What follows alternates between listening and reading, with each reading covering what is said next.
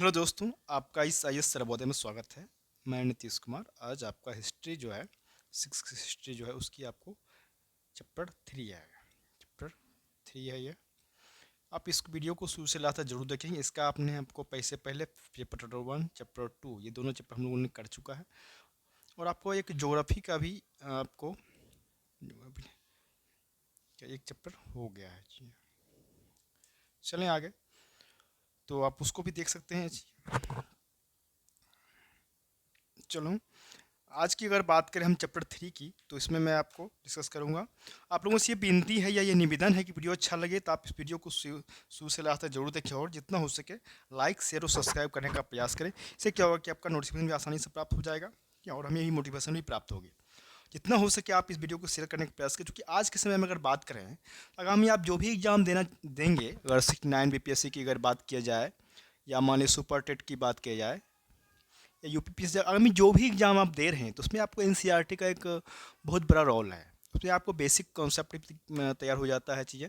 और ये जो आपका अगर इसकी पीडीएफ चाहिए तो पीडीएफ हमारे डिस्क्रिप्शन बॉक्स में जो नंबर दिया गया है उस पर आप कॉल कर सकते हैं, उससे आपको पीडीएफ प्राप्त हो जाएगी।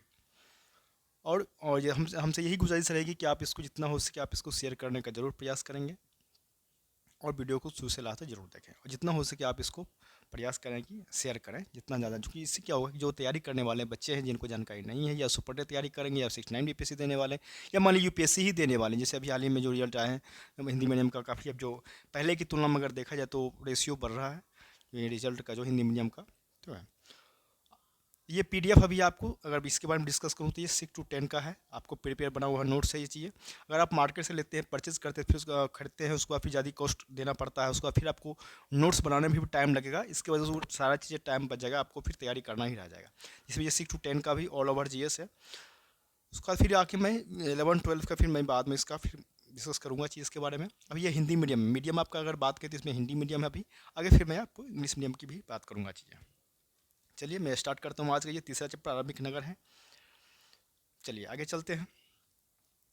हड़प्पा की कहानी कहा जा रहा है कि लगभग 150 साल पहले, कहाँ, पंजाब में पहली बार क्या तो रेलवे लाइनें बिछाई जा रही थी, तो इस काम में जुटे इंजीनियरों को अचानक हड़प्पा पुरास्थल मिल गया, जो आधुनिक कहाँ है, तो ये पाकिस्तान में। अगर पूछा जाए तो आधुनिक जो हड़प्पा पुरास्थल तो कहाँ मिला था, वो आधुनिक पाकिस्तान में है।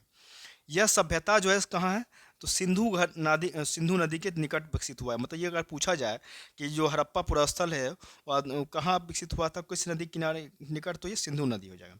यह सभ्यता कब, तो 4700 साल पहले विकसित हुआ है। कितना साल पहले टोटल, तो 4700 साल पहले विकसित हुआ है।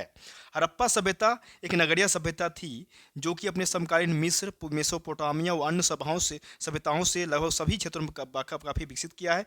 इसका विस्तार भी इन सभी क्षेत्रों से इस सभी सभ्यताओं से कहीं अधिक था। ये सभ्यता आज से लगभग 4500 वर्ष पूर्व में उदित हुई है तथा लगभग 3500 वर्ष पूर्व पतन को प्राप्त होकर नष्ट हो गई। आगे बात करेंगे कि हड़प्पा सभ्यता की नगर योजना। हड़प्पा के लोगों के जीवन बहुत ही सुखद और शांतिपूर्ण था। हड़प्पा समुदाय ग्रामीण इलाके में रहता था। वे लोग बहुत ही अच्छे विचारों और मददगार लोग थे, बिल्कुल भी खतरनाक नहीं थे। जिन बड़े शहरों के घरों में लोग रहते थे, वे घर 5 फुट की लंबाई और 57 फुट की चौड़ाई हुआ करता था। के भवनों में 2 कमरे वाले घर रहते थे। हड़प्पा सभ्यता के शहरों को बहुत अच्छी योजना, देखा जाए क्या, तो हड़प्पा जो सभ्यता थी उसके शहरों को बहुत अच्छी योजना और बड़ी खूबसूरती से बनाया गया था। सड़कों के दोनों किनारों पर पंक्तियों में घर बनाए गए थे। भवनों का निर्माण करने के लिए उन्होंने धूप में सूखी हुई ईंटों का प्रयोग किया था। कैसा, तो भवन का जो निर्माण हो रहा था उस समय का हड़प्पा काल का, हड़प्पा सभ्यता में, तो उसमें धूप में सूखी हुई ईंटों का प्रयोग किया जाता था। दोस्तों अगर वीडियो अच्छा लगा तो आप इस वीडियो को शुरू से लास्ट तक जरूर देखिए। आप जितना हो सके आप लाइक शेयर और सब्सक्राइब जरूर प्रयास करेंगे। ठीक है, इससे हमें मोटिवेशन प्राप्त होता है और अभी आपको जो आगे आने वाले जो नोटिफिकेशन हो आपको आसानी से नोटिफिकेशन भी आसानी से प्राप्त हो जाएगा। आगे अगर बात करें कि कुछ घर गलियों में ही बनाए गए थे। अमीर लोग जो थे, कह रहे हैं कि अमीर जो लोग उसमें हुआ करते थे, अमीर लोग, तो लोग बड़े घरों में रहते थे। उनके पास कई कमरे वाले घर होते थे। मुख्य रूप से अगर देखा जाए तो गरीब लोग छोटे घरों में रहते थे और झोपड़ी कहाँ, तो ये झोपड़ियों में रहते थे। ठीक है, ये कहाँ रहते थे, झोपड़ियों में रहते थे। आगे अगर बात करें, अनाज का रखने का कोठार 45.7 मीटर लंबा और 15.23 मीटर चौड़ा हुआ करता था। हड़प्पा के दुर्ग में 6 कोठार मिले हैं जो ईंटों के चौतरे पर 2 पातों में खड़े मिले हैं। जनता के लिए मोहनजोदड़ो और द्वारा स्नानागार की खोज की गई। यह सिंधु सभ्यता की मुख्य सुविधा में से एक था।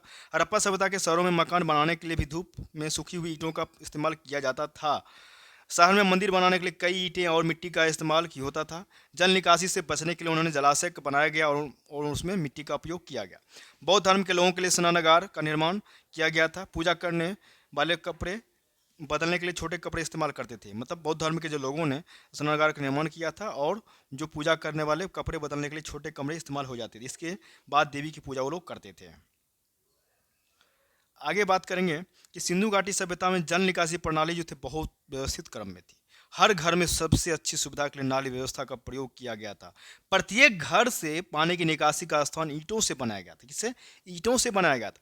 घरों में पानी का उपयोग करने के बाद भी पानी भरकर नाली में जाता था। पानी की निकासी के लिए नालियां बनाई गई थी। नाले को बंद करने के लिए उन्होंने बड़े पत्थर का इस्तेमाल किया, जिससे हानिकारक रोगों से, हानिकारक जो रोग हैं उसे बचा जा सके। नालियों को सड़क के भूमिगत मैदान के किनारे पर बनाया गया था। नालियों के जल निकासी सड़क के साथ जुड़ी हुई थी। लोगों की अर्थव्यवस्था की अगर बात करें तो हड़प्पा सभ्यता की जो अर्थव्यवस्था व्यापार पर निर्भर करती थी। अगर पूछा जाए कि हड़प्पा सभ्यता की अर्थव्यवस्था तो किस पर निर्भर करती थी, तो हड़प्पा सभ्यता का जो समय का जो काल था, अर्थव्यवस्था आपको व्यापार पर निर्भर करती थी। हड़प्पा की प्रगति का मुख्य कारण क्या था? तो परिवहन व्यापार था। परिवहन जो था वो प्रौद्योगिकी के प्रमुख अग्रणी में हड़प्पा के लोगों के लिए सहायता भी थी। वे व्यापार के लिए बैलगाड़ियां और नाव का इस्तेमाल करते थे। यही परिवहन का मुख्य स्रोत था। बैल चालित गाड़ियां जो था दक्षिण एशिया की पहचान हुआ करती थी। उसमें जो बैल चालित जो गाड़ियाँ थी वो उसमें साउथ एशिया का एक बहुत पहचान हुआ करता था। वे नौकाओं और बैलगाड़ियों के उपयोग करके मतलब इसी से वो लोग व्यापार करते थे। उसमें अधिकांश नौका जो है छोटा और समतल तल का बना हुआ था और नाविकों द्वारा ये चलाया जाता था, जिसको आज भी हम सिंधु नदी के तट पर देख सकते हैं। आगे देखें, अब कह रहा है हड़प्पा की पहनावा, मतलब हड़प्पा सभ्यता थी उसमें पहनावा क्या हुआ करता था। हड़प्पा के लोग कॉटन और ऊन के बने कपड़ों की पोशाक पहनते थे। ज़्यादातर इन लोगों को बारे में मतलब उन लोगों को ज़्यादा जानकारी भी नहीं था उसमें की अगर बात करें। वे लोग कपड़े के दो अलग अलग हिस्सों का इस्तेमाल करते, जो शरीर के ऊपरी और निचले हिस्से को ढकने में मदद करता। उस समय आदमी दाढ़ी रखते थे, लेकिन आमतौर पर उनकी मूछें नहीं होती थी। आमतौर पर देखा उसकी मूछें नहीं होती थी। महिलाएं अपने बालों की लट को रिबन द्वारा बांध के रखती थी, जैसे अभी भी रखती हैं। वो अपने बालों को कपड़े से ढकना पसंद करती थी। उसमें पुरुष और महिलाएं दोनों गहने पहनना पसंद, मतलब उसमें जो पुरुष हुआ करता था, पुरुष और महिला दोनों जो है आपको क्या करते थे, तो उसमें दोनों जो है सो गहना पहनना पसंद करते थे। हड़प्पाई नगर की विशेषता अब कहा जा रहा है। विशेषता कैसे था, क्या था उस समय का। इन नगरों को हम दो या दो से ज़्यादा हिस्सों में बांट सकते हैं, एक नगर दुर्ग, एक निचला शहर नगर। यह जो नगर दुर्ग था ये पश्चिम भाग में हुआ करता था और यह ऊंचाई पर बना हुआ था और यह अपेक्षाकृत छोटा हुआ करता था। निचला नगर यह पूर्वी भाग में था और यह निचले हिस्से पर बना था और यह भाग बड़ा भाग था। दोनों हिस्सों की चारदीवारी पक्की ईंट की बनाई गई थी। हड़प्पा सभ्यता की प्रमुख विशेषता और कला। हड़प्पा सभ्यता के लोगों में कला को पहचानने की योग्यता था। वे लोग विभिन्न प्रकार के पुताई और चमकने वाली मिट्टी के बर्तनों का इस्तेमाल किया करते थे। वे कई प्रकार के सामान को रंग लेते थे, मतलब बहुत प्रकार का जो सामान था उसको वो रंग लेता था। यहाँ के लोग गाय, भेड़, बकरी, हाथी, भैंस, सुअर आदि जानवरों को भी रंग दिया करते थे। वे विभिन्न प्रकार की मूर्तियाँ की खोज और उन्हें रंग दी, मतलब विभिन्न प्रकार की बहुत सारी मूर्तियाँ का भी उन्होंने खोज किया और उसको भी उन्होंने रंग दिया था, कलर कर दिया था। टेराकोटा के कामों में खिलौनों की गाड़ियां पाई गई। वे आधुनिक युग के बैलगाड़ियों की तरह दिखती थी। मोहनजोदड़ो के खंडहर में बड़ी संख्या में चांदी, तांबे, कांस, कंघी, सुई, दर्पण, ये सब हथियारों से बने सामान और बर्तन भी पाया गया था, बड़ी संख्या, भारी मात्रा में। आगे बात करेंगे, कहा जा रहा है हड़प्पा सभ्यता की लिपि क्या थी। ये भी बहुत इंपॉर्टेंट क्वेश्चन है कि हड़प्पा के लोगों के लेखन सिरेमिक बर्तनों की मोहरों पर और शिलालेख पर पाए गए थे। लंबाई में 4 से 5 अक्षरों से अधिक नहीं था, जिसमें सबसे लंबा अक्षर 26 हुआ करता था। 26 था, सबसे लंबा अक्षर था। सिंधु घाटी सभ्यता एक और तरीके से रहस्यमय थी। कौन सा? तो विद्वान भी सिंधु की पटकथा को नहीं समझ सके। जो उन्होंने लिखा है कोई भी नहीं जानता कि कौन सी भाषा सिंधु लोग बोलने वाले उपयोग करते थे। विद्वानों को भी इसका कोई सही सुराग नहीं मिल सका था। आगे बात करें, कहा जा रहा है आपको कि ये हाथ देख रहे हैं, उसमें का जो ये चित्र मिला हुआ है, ये बैल है या हाथी है, उसमें का है। हड़प्पा संस्कृति के घरेलू जानवर, मतलब हड़प्पा संस्कृति जो था उसका घरेलू जानवर किस तरह के थे। तो घरेलू पशुओं में जैसे गाय, सुअर, भैंस, कुत्ते और मेमने को विद्वानों ने लेखे संदर्भ में किया है। हड़प्पा संस्कृति के लोगों का भोजन कैसा था। धान की खोज में हड़प्पा जो है मुख्य रूप से कृषि का स्थान था। हड़प्पा लोगों का मुख्य भोजन मुख्यतः गेहूँ, जौ और बादाम हुआ करता था। आगे बात करेंगे कि हड़प्पा शहरों के लोगों के लिए भोजन के निम्नलिखित सामान उपलब्ध थे। कौन कौन सा सामान उपलब्ध था उसकी बात करेंगे अब। कि अनाज के लिए हम बात करेंगे तो गेहूँ, जौ, मसूर, मटर, ज्वार, बाजरा, तिल, सरसों, राई, चावल, ये सब लोग था अनाज। मवेशी में मवेशियों, भेड़, बकरी, भैंस, सुअर का मांस, ये सब मिलता था उसमें। हिरन, सुअर, घड़ियाल आदि ये सब जंगली प्रजातियों का मांस हुआ करता था। पौधे और उनके उत्पाद भी मिलते थे। हड़प्पा सभ्यता का धर्म कैसा था देखा जाए तो मोहनजोदड़ो और हड़प्पा में कोई मंदिर और देवता की छवि नहीं हुआ करता। मतलब मोहनजोदड़ो और हड़प्पा में आपको कोई भी मंदिर और देवता की छवि नहीं था। और हड़प्पा और सिंधु लोग अपने स्थानों को लेकर बहुत ही धार्मिक हुआ करते थे। वे माँ को पूजते थे।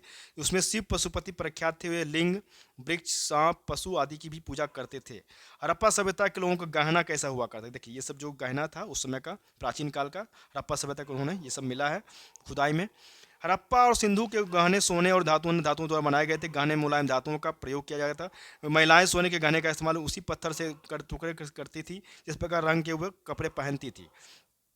आगे बात करें कि कहा जा रहा है कि हड़प्पा सभ्यता का अंत कैसे हुआ। अधिकांश विद्वानों के कहने के अनुसार उनका कहना था कि सभ्यता का अंत जो है बाढ़ के प्रकोप से हुआ था। क्योंकि सिंधु घाटी जो है सभ्यता जो अनेक नदियों किनारे, मतलब सिंधु घाटी जो सभ्यता थी वो नदियों के किनारे ही बसा हुआ था, विकसित हुआ था, इसलिए बाढ़ आना स्वाभाविक था।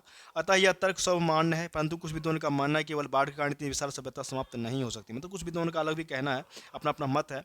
कुछ का कहना है कि ये बाढ़ के कारण इतना विशाल सभ्यता समाप्त नहीं हो सकता है। कुछ लोगों का कहना था कि ये जो है हड़प्पा सभ्यता था वो नदी किनारे था तो इसलिए ये वहाँ बाढ़ आना स्वाभाविक था।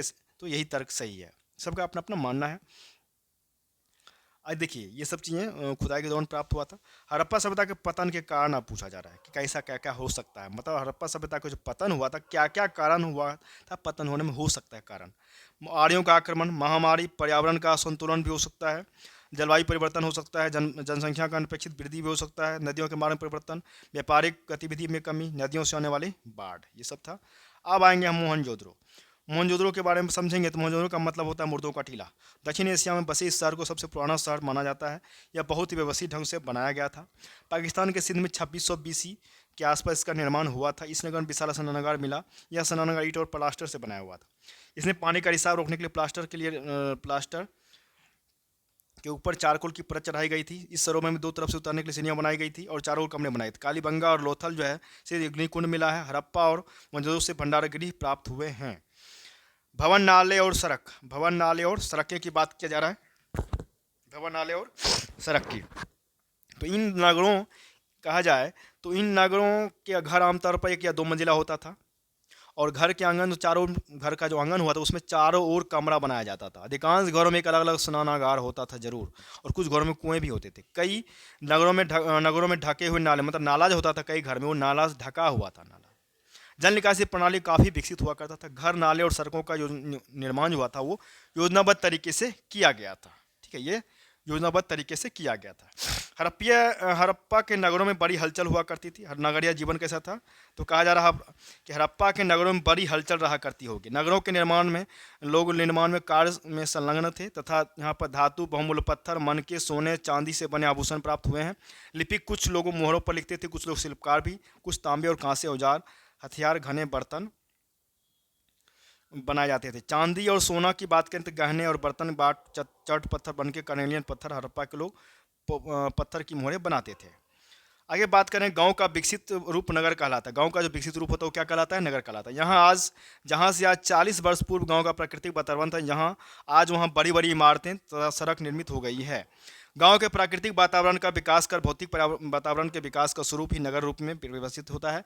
सामान्य रूप से नगरीय जीवन पर विचार किया जाए तो नगरीय जीवन ग्रामीण जीवन की तुलना में अनेक प्रकार की भिन्नता रखता है। ग्रामीण जीवन में जहाँ एक और जनसंख्या कम होती है तो वहीं नगरों में जनसंख्या बहुत अधिक होता है। इस प्रकार का अनेक अंतर ग्राम और नगरों में पाया जाता है, इसलिए नगरों का जीवन शैली भी पूर्णतः भिन्न होता है। वर्तमान समय में नगरों का जो निर्माण हुआ था वो बाहरी लोगों के बसने के कारण होता है। इसका परिणामस्वरूप नगरीय जीवन शैली में पर्याप्त अंतर होता है।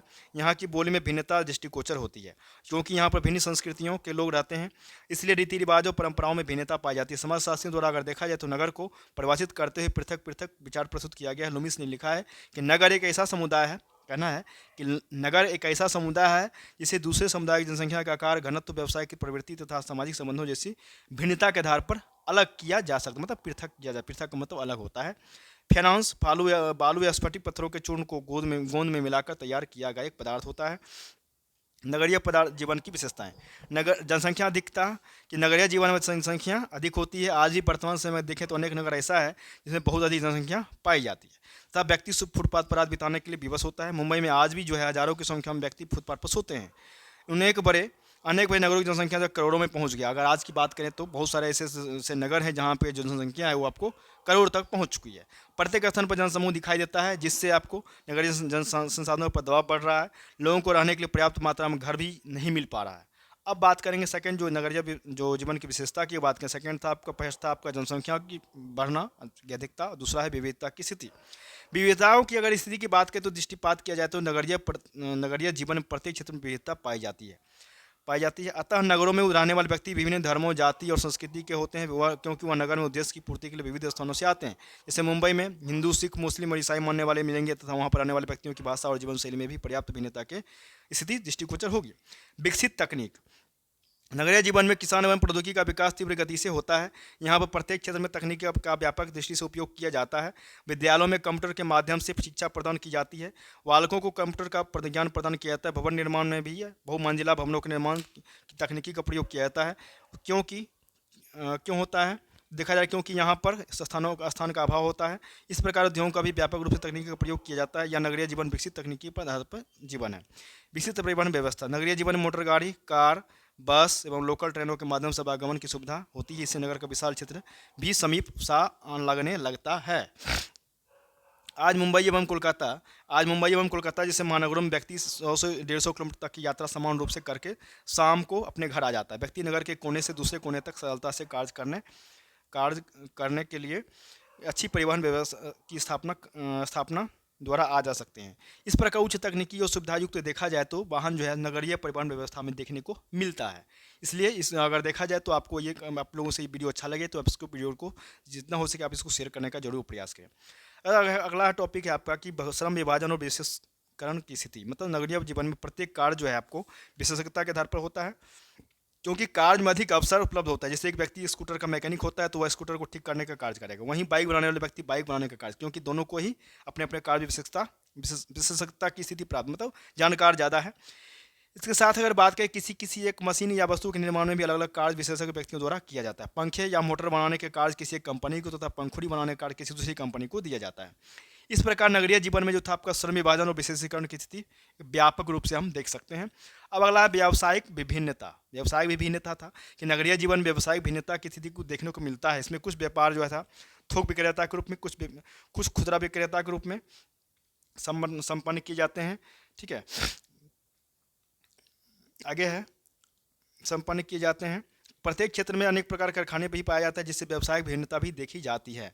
कुछ व्यक्ति परिवहन के क्षेत्र में अपनी जीविकोपार्जन करते हैं तो कुछ व्यक्ति कारखानों में कार्य करके जीविकोपार्जन करते हैं। जितना बड़ा नगर होता है, अगर बात करेंगे जितना बड़ा नगर होगा क्या होगा तो उसका जीविकोपार्जन का साधन व्यवसायी अवसरों की उपलब्धता भी उतनी ही अधिक होगा। नगरीय जीवन जो था व्यावसायिक भिन्नताओं से युक्त जीवन है, उसको स्पष्ट रूप से दृष्टिगोचर होती है। जैसे हिंदू महिलाएं धोती या साड़ी पहनती है तो वहीं मुस्लिम महिला बुर्का भी पहनती है। यदि पंजाबी महिलाएं सलवार सूट पहनती है तो ईसाई महिला जीन्स टॉप पहनती हुई ईसाई तो महिला जीन्स टॉप पहनती है। इस प्रकार की वेशभूषा संबंधी जो है भिन्नता नगरीय जीवन में देखने को मिलता है। इस प्रकार के क्षेत्र में अगर देखा जाता है कि नगरीय जीवन शैली कैसा है।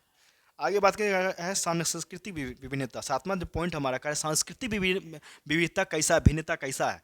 तो नगरीय जीवन में देखें तो सांस्कृतिक भिन्नता को स्पष्ट रूप से दृष्टिगोचर होती है। जैसे हिंदू महिलाएं धोती या साड़ी पहनती है, वहीं मुस्लिम महिलाएं बुर्का पहनती है। यदि पंजाबी महिला सलवार सूट पहनती है, ईसाई जीन्स टॉप पहनती है। ये सब चीज़ पे दिया गया है चीज़ें। आर्थिक भिन्नताएं अगर देखा जाए नगरीय जीवन में आर्थिक भिन्नताओं की स्थिति को देखने को मिलती है कि बड़े बड़े नगरों में गरीब वर्ग के व्यक्ति जो झुग्गी और झोपड़ी में निवास करते हैं और मजदूरी करके अपना जीवन पालन पोषण करते हैं। वहीं दूसरी नगर में अगर बात करें धनवान जो व्यक्ति जो अमीर हैं, जिसके पास धनवान है, पैसे ज़्यादा है, बड़े बड़े घरों में निवास करते हैं जो कि आधुनिक सुविधाओं से युक्त होते हैं। नगरीय जीवन में आर्थिक स्तर की दृष्टि से निर्धन व्यक्तियों की संख्या अधिक होती है तथा धनवान व्यक्तियों की संख्या कम होता है। मतलब अगर देखा जाए नगरीय जीवन में तो आर्थिक स्तर पर तो निर्धन जो गरीब व्यक्तियों की संख्या ज़्यादा है और धनवान जो व्यक्ति जिसके पास पैसे ज़्यादा है उसके संख्या कम है। अतः आर्थिक दृष्टि से अगर देखा जाए तो कमजोर व्यक्तियों को गरीबी रेखा से नीचे माना जाता है। अगला एक पॉइंट है हमारा जीवन स्तर में भिन्नता, मतलब नगरीय जीवन में देखें तो जीवन स्तर में भी आपको व्यापक रूप से भिन्नता देखी जाती है। आधुनिक सुविधाओं से युक्त जीवन व्यतीत करने वाले संपन्न व्यक्तियों का जीवन उच्च होता है। उनके पास घूमने के लिए वाहन एवं रहने के लिए अच्छे घर होते हैं तथा वे संतुलित भोजन भी करते हैं। और वहीं अगर देखें हम गरीब व्यक्ति का, निर्धन व्यक्ति का, तो जीवन स्तर निम्न होता है, क्योंकि इस व्यक्ति के पास न तो रहने के लिए घर है, अच्छा घर है, ना ही संतुलित उसको अच्छा से संतुलित भोजन मिल पाता है। नगरीय जीवन में अनेक बच्चे कुपोषण का भी शिकार हो जाते हैं। प्रतिस्पर्धा की भावना, नगरीय जीवन शैली में प्रतिस्पर्धा की भावना पाई जाती है। नगरीय जीवन में एक दूसरे से आगे निकलने की होड़ लगी रहती है, इसलिए इसके लिए व्यक्ति अनैतिक कार्यों का सहारा लेता है, जैसे नकली दवाइयाँ बेच लेता है, नकली वस्तुएं बेचता है और कर की चोरी करना। इससे व्यक्ति अपना लाभ अधिकतम करना, हर व्यक्ति अपना चाहता है कि मेरा लाभ ज़्यादा हो, इसके लिए वो सामने वाले व्यक्ति को हानि भी पहुंचाने का प्रयास करते हैं। इस प्रकार शहरी जीवन में तक प्रतियोगिता की स्थिति अधिकतम देखी जा सकती है। कच्चा माल जो प्राकृतिक रूप से मिलते हैं या फिर किसान या पशुपालक उनका उत्पादन करते हैं। मेहरगढ़ 7,000 साल पहले कपास की खेती होती थी। कच्चे माल का आयात कैसे है, तो तांबा जो है राजस्थान और ओमान से, सोना कर्नाटक, ये भी देखिए ये टॉपिक जो क्वेश्चन है, क्वेश्चन पूछता है, तो तांबा मिलता था आपको राजस्थान और ओमान से कच्चे माल जो आयात हम लोग करते थे। सोना कर्नाटक से, टीन ईरान से, बहुमूल्य पत्थर गुजरात, ईरान, अफगानिस्तान में बहुमूल्य पत्थर। भोजन, हड़प्पाई लोग भोजन जानवर पालते थे और अनाज उगाते थे, और यहाँ लोग गेहूँ, जौ, दाल, मटर, धान, तिल और सरसों उगाते थे। जुताई के लिए हल का प्रयोग होता था। सिंचाई के लिए जल संचय किया जाता था। हड़प्पा के लोग हैं गाय, भैंस, बकरियाँ, भेड़, बकरियाँ पालते थे और बेर को इकट्ठा करना, मछलियाँ पकड़ना, हिलन जैसे जानवरों का शिकार करते थे। अब बात करें हम धौलावीरा। धौलावीरा था गुजरात के खादी पेट के किनारे बसा हुआ था। इस नगर को 3 भागों में बांटा गया। हर हिस्से के चारों ओर पत्थर की चीज़ें दीवारें बनाई गई थी। इसमें बड़े बड़े प्रवेश द्वार भी हुआ करता था। एक खुला मैदान था जिसमें सार्वजनिक कार्यक्रम आयोजन किए जाते थे। इस स्थान पर हड़प्पा लिपि बड़े बड़े अक्षरों में पत्थर में खुदा पाया गया। लोथल, खंबात की खाड़ी में मिलने वाली साबरमती उपनदी किनारे बसा था। यहाँ शंख, मोहरें, मुद्राकन या मोहरबंदी भंडारगृह भी मिला है। आगे बात करेंगे सभ्यता के अंत का कारण, नदियाँ सूख गई, जंगलों का विनाश, बाढ़ आ गई, चरागाह समाप्त हो गई, इस वजह ये जो है सो समाप्त हो गया। शासकों का नियंत्रण समाप्त हो गया, युद्ध, ये सब आदि है। तो देखिए क्वेश्चन है, पुरातत्वविदों को कैसे ज्ञात हुआ कि हड़प्पा सभ्यता के दौरान कपड़े का उपयोग किया जाता था। पुरातत्वविदों को निम्नलिखित कारणों से ज्ञात हुआ कि हड़प्पा सभ्यता के दौरान कपड़े का उपयोग होता था। 7,000 पहले, अब ये मैंने इसको बताया है कि मेहरगढ़ में कपास की खेती का प्रमाण मिला है। मुंजोर में चांदी का एक फूलदान और तांबे की कुछ अन्य वस्तुओं पर कपड़े का अवशेष भी मिला है। तो ये सब चीज़ आपको आंसर में पढ़ना है। देखिए तो ये चीज़ था, ये भी हम लोग बताया अभी हमने, तांबा कहाँ से मिला है, सोना टीन कहाँ से मिला है, ये सब चीज़ें आपको इसे भी जीएस में पढ़ना है। किसी भी एग्जाम में पूछा जाता है, बहुत सारे एग्जाम में पूछा भी गया है चीज़ें। देखिए ये सब चीज़ें, ये सब आपका क्वेश्चन था। तो आप इस वीडियो को अच्छा लगे तो आप जितना हो सके आप शेयर करेंगे और वीडियो को शुरू से लास्ट तक जरूर देखें अगर अच्छा लग रहा है तो। और पीडीएफ को परचेज भी कर सकते हैं आप लोग, जो डिस्क्रिप्शन बॉक्स में नंबर मिलेगा आप उस नंबर पे आप व्हाट्सएप या कॉल कर सकते हैं और पीडीएफ प्राप्त हो सकेगा। और पीडीएफ अपने आप में एक नोट्स ही है, नोट्स बनाने की जरूरत नहीं है आपको। नोट्स में जो टाइम लगेगा वो आपको तैयारी में लगाएं टाइम, ठीक है। तो हम लोग को फिर नेक्स्ट सेशन में मिलते हैं, तब तक के लिए बहुत बहुत धन्यवाद।